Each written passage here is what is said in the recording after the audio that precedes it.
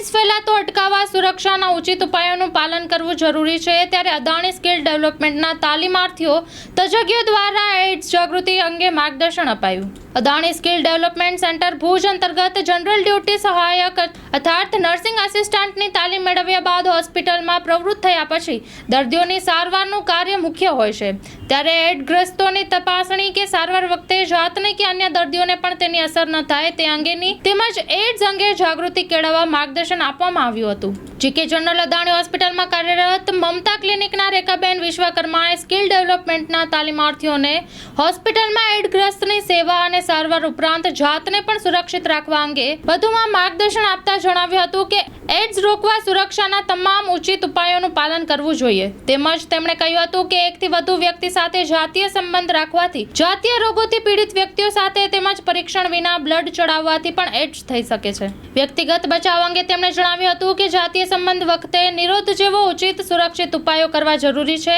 કેમ કે એડ્સનો કોઈ ઈલાજ નથી, બસ સાવચેત રહેવું એ જ એક ઉપચાર છે। આ ઉપરાંત તેમણે લક્ષણો અંગે પણ વિસ્તૃત માહિતી આપી હતી તથા એચઆઈવી વ્યક્તિની સાથે લોકો સાથે સામાન્ય સંબંધ રાખવાથી, હાથ મિલાવવાથી કે એક જ ઘરમાં રહેવાથી અથવા એડ્સગ્રસ્ત બાળકોની સાથે રમવાથી એડ્સ થતો નથી।